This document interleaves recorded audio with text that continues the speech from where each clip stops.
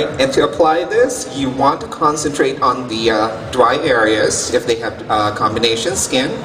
Alright, and just spread them out towards the oily parts. Now if they have oily skin, just very, very lightly apply it. If you like wearing purple and yellow, purple mixed with yellow cancels each other out and looks brown. So that's why you're like, oh muddy, I hate this brand because it turns brown on me.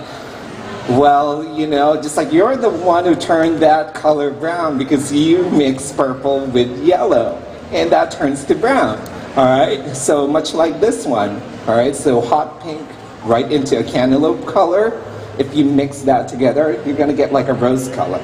But you want to gradually transition and not blend the colors together. Alright, so you need to be light-handed, just almost the tip of the brush that's touching it. Just like that, and really what you want to achieve is just really softening the lines without erasing the color. Okay? Same thing with green. If I just take that green out, it should not mix with the orange. Alright? It should disappear and transition right into the orange and the hot pink. Oops! Dropped it. That's $20 every time you drop your brush, by the way. Extra. Alright, so once again, what you want to do is just soften the edges. And if you're heavy-handed, it's going to take you forever. It's going to take you a lot longer to blend the edges. So if you're light-handed, about 3 sprays, just let it dry a little bit. Okay, and then dab to make sure that the powders absorb it a little bit. Alright. Adjust as needed if there's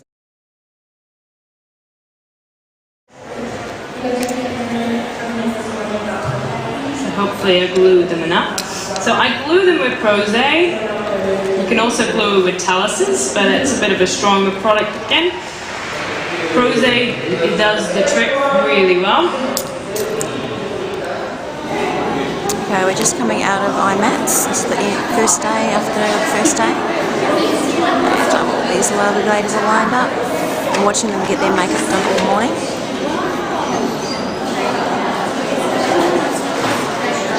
Yeah, that's just IMATS in there. We're in Hall 4.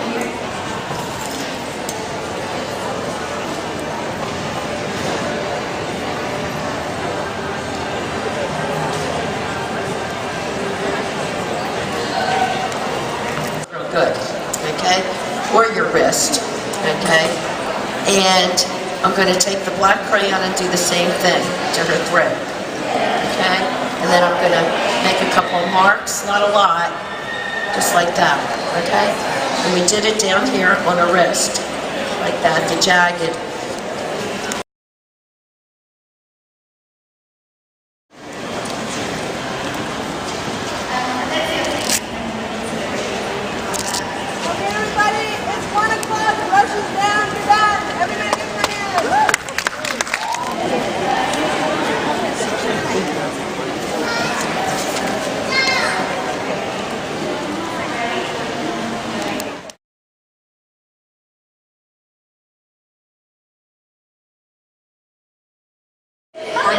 I like to say that my favourite pieces are probably the most recent pieces.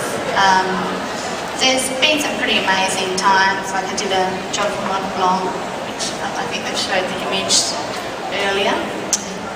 If you ask Ryan, it was really nice looking one with the image up, but you quote on overseas, but they're always such a fantastic experience. And I love my interstate work too. You were mentioning that you do a bit of beauty and fashion, and obviously you've been involved with Fashion Week this year. Romance is Born, which was a huge show. So you did some beautiful body arts there with Mac, and it was fun working with you. Yeah, that was pretty. Here it is. Pretty cool, amazing. That's just one. This is the image that's on everywhere. I was like, yay, space. Yeah, it's gorgeous. I have to say that we went through a bit of drama. We tried a product that we hadn't used before.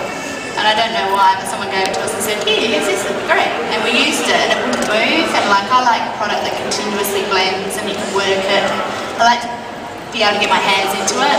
Fine with the matte products you can do that, but for whatever reason we tried this other product and it wasn't shifting on the face, and I was like going and in the end I said, right, get it off, let's just restart it. I'm really glad because that's the face that we ended up with at the end of it. And when you're picking a model, is there a certain body type you look for, or certain things that you look for when you're looking for a model? Yeah, I'm probably mostly aware of bust. Try not to get someone too gratuitous, I guess. Yep. Boob-wise, like try and use someone, you know, C couple under that. I guess, you know, I like my work to be sensual. I don't want it to be sexual. Yeah. And I've really worked quite hard for it to be viewed as something beautiful and not just like a big curve. So, and you know, when you first start off, that's what people think you're doing, you know. So I think there's a happy medium to finding a model that looks great but doesn't offer that really hardcore raw sexuality. And I think that's sort of, you know, when you're picking your models, try and find somebody that, you know, has a slight quirkiness to them rather than, you know, raunchiness. Generally when you're doing a body art, where do you start on the body? Do you start at the front or the back or legs? Yeah, you should start on torso. Yeah. I think, you know,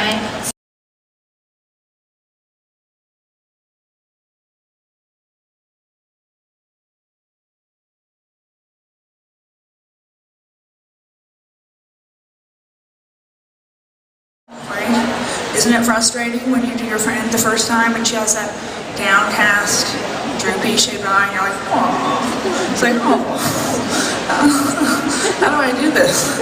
So we're going to show you how to create different illusions with that. For example, this is a model who came in. This is not a makeup one of my students did. This is how her friend happened to walk in for the day for her to work on her. I don't usually take pictures before we wash the face. But I said, oh, hold on, I need a picture of that. Bless her heart, she didn't know why. She probably thought, ooh, I rocked my eyeliner today.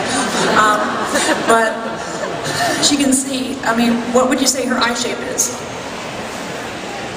Droopy? Okay, I don't know if that's a shape, but it's a bad characteristic.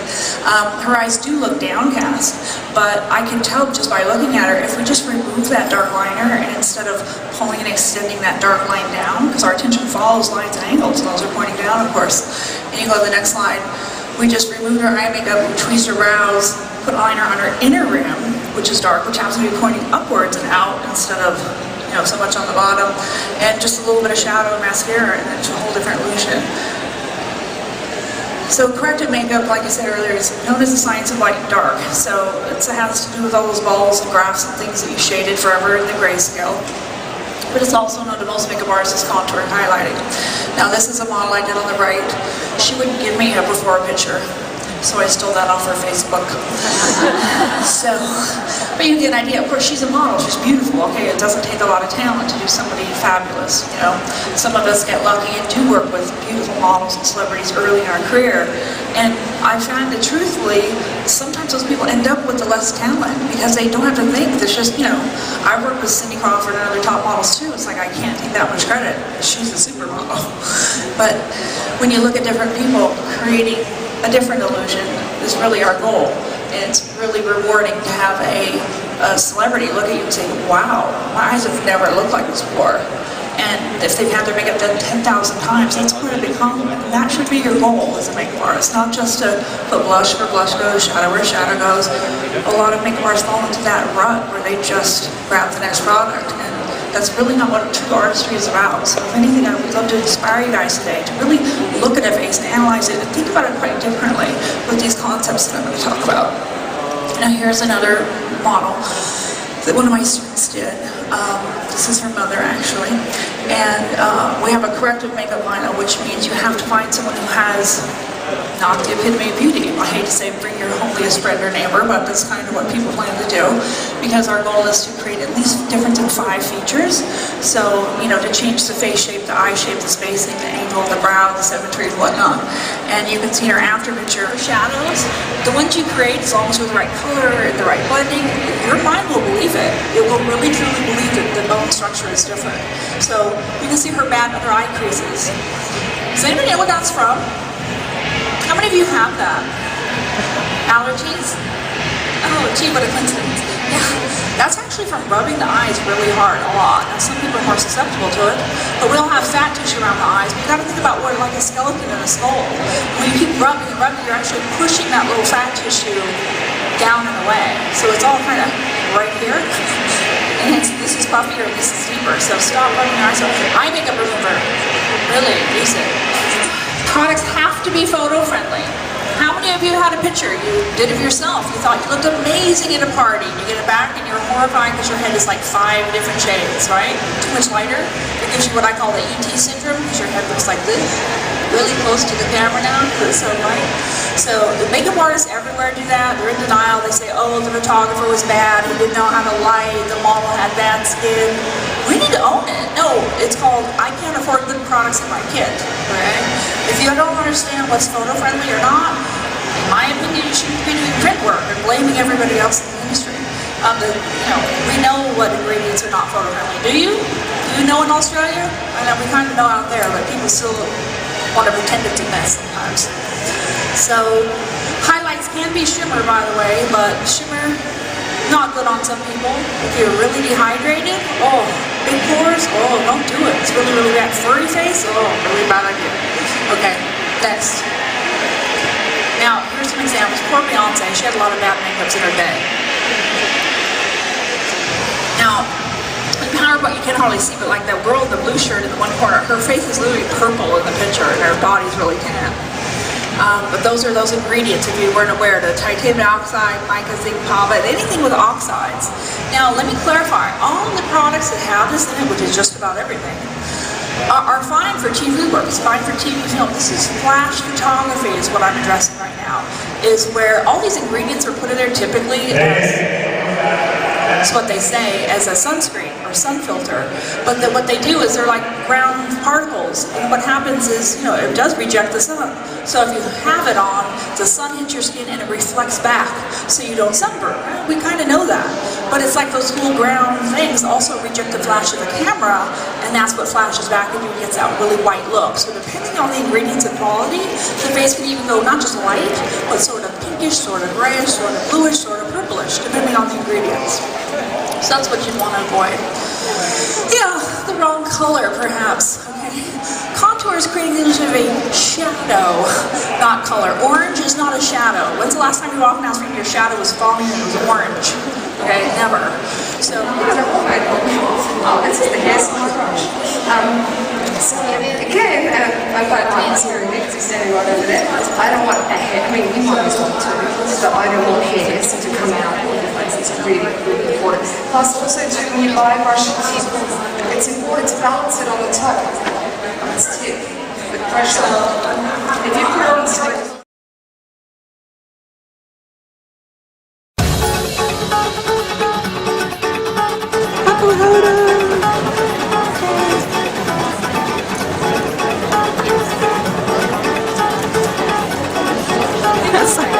Thank you.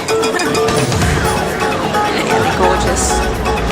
South Sea Skincare.